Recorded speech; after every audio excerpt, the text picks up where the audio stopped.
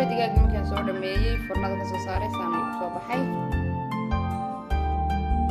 kor iyo kal asaan ay soo noqday dhinac walba dhinac kasta waan soo rogay 30 daqiiqo ayaan ku kor iyo hoos asaan kale iskaal kana waa baradho aniga ayaa koomada la gashaday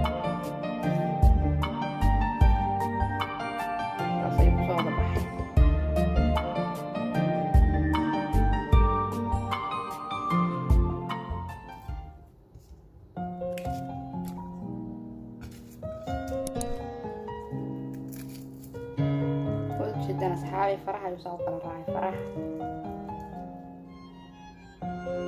الماء يرفع يعني فرح حركات كرستها بريس بدك كرستها إيش بتقولي كرستها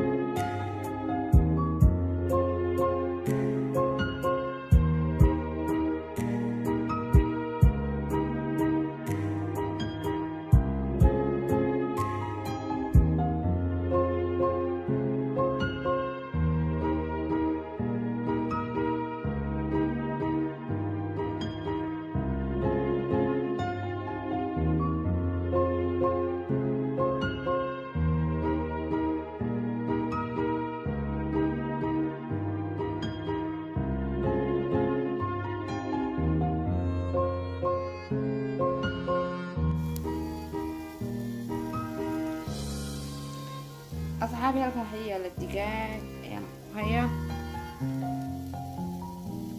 ودجاجة سو ميري وسو شرشري سو نظيفية ما شاء الله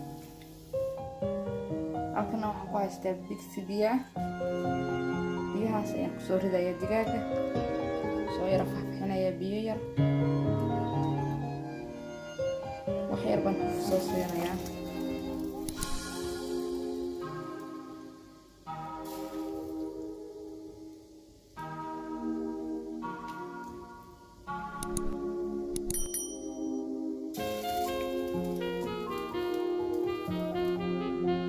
toban mirid ama 10 mirid kadib aad soo noqonaysaa